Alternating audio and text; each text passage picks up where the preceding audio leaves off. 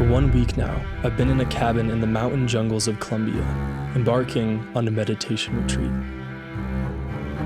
But this is a different kind of meditation retreat. It's just me. 10 hours of meditation a day, one ancient Chinese text, and one man who could barely walk by day 4. I was so close to quitting, and if it wasn't for the ideas presented in this book, I probably would have. But because of all this difficulty, this story has everything: pain, struggle, frustration, and by some miracle, eventually, enjoyment, wonder, and a new way to live life. For those of you who want to learn about Zen and meditation, this is the most important episode I've ever released. This past week has changed my life so much, and it's done so through the act of meditating in a completely new way, growing and deepening my state of mind. It's like, it's just my wild side. It's just the state of mind. It's just my wild side.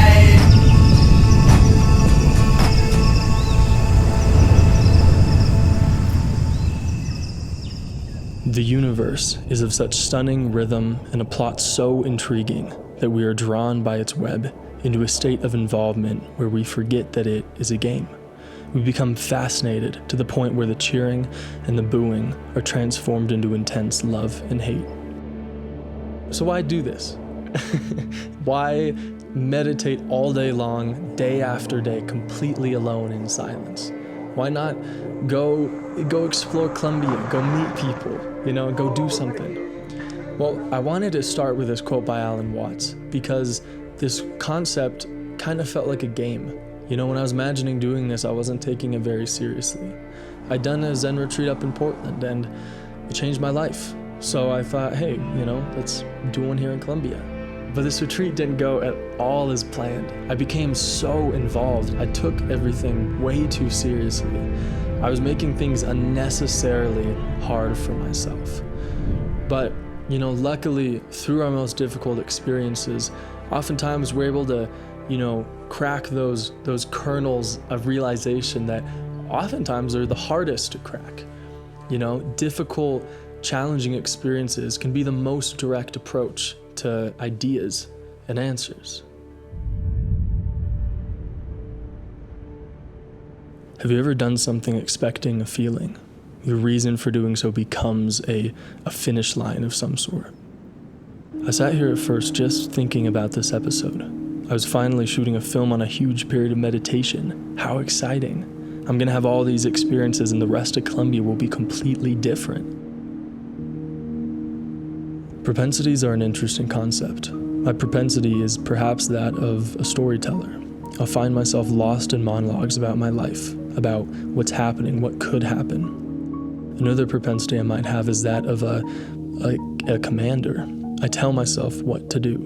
Dwell in peace. Come on, expand your awareness.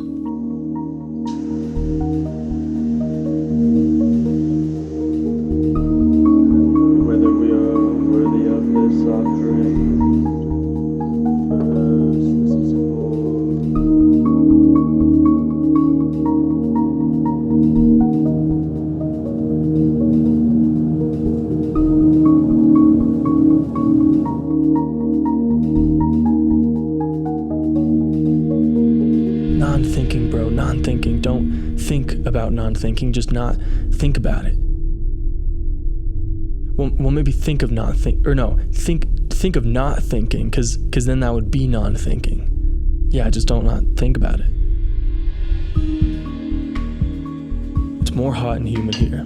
It felt like I was in a sweat lodge with all the doors and windows shut for mosquitoes.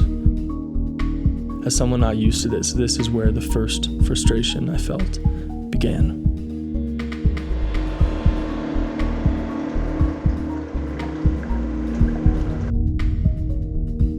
Why the hell is this hard? Day after day, this got worse and worse. I would quit meditating nearly every session. I was getting so mad. I was wasting my time. I want to just edit a video. I want to read my books and listen to music. I never once meditated for 10 hours. It felt like I was failing at something that was supposed to be beyond failure and success. Yet here I was. It genuinely feels like I've been on social media all day. Like, my brain is so exhausted. I don't care how good this gnocchi tastes. I'm sweating through my shorts, and I know my room is even hotter than it is out here.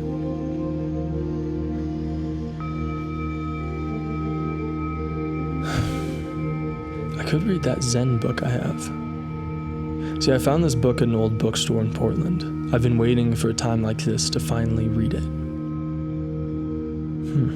First, establish a firm foothold in daily activities within society. Only then can you cultivate reality and understand essence. If you manage affairs with accurate mindfulness, then the light is not overcome by things. Later that day, a group of people from Bogota came to the cabin. Maybe I should go have breakfast with them. Maybe, have a firm fold within daily activities a bit more.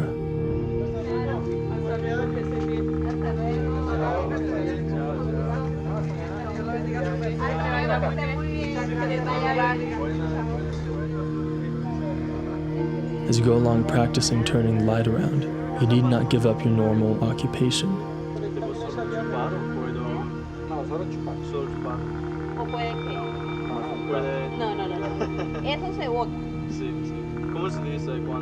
When breath is subtle, mind is subtle. When energy is unified, it moves mind. Listening means listening to the soundless. Looking means looking at the formless. But don't get enthusiastic about attaining the experience. This happens easily whenever reality is taken too seriously. Make the breath subtle. Oh, I can do that. Listen to the soundless. Okay? Look at the formless. Alright. Bet maybe I don't need to focus on thinking at all. If you can look back again and again, whatever you are doing, not sticking to any image of person or self at all, then this is the turning the light around wherever you are. This is the finest practice. Whenever you are engaged in work or dealing with people, just use this looking back technique, and there will be no interruption.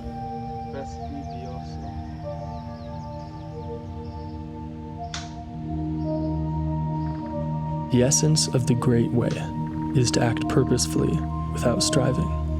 Because of non-striving, one does not cling to local conventions, forms, or images. But because of not striving yet acting purposefully, one does not fall into indifferent emptiness, dead voidness. You don't understand the meaning of the word movement. Movement is pulling the strings. The word movement is another word for control. Since you can cause movement by vigorous action, how could you not be able to cause stillness by pure quietude?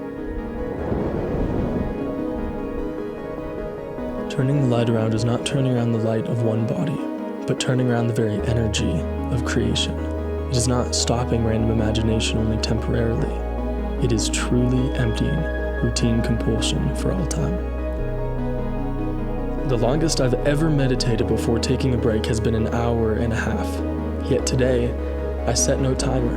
I sat here with no endpoint, no goal, no commands for myself. I sat here for 4 hours straight, breaking to only change the camera battery. Never before in my life have I done this, not worried about thought, not waiting for the timer to go off. I had the first feeling I've had in my entire life that I wasn't meditating to learn, I wasn't meditating to make the day better.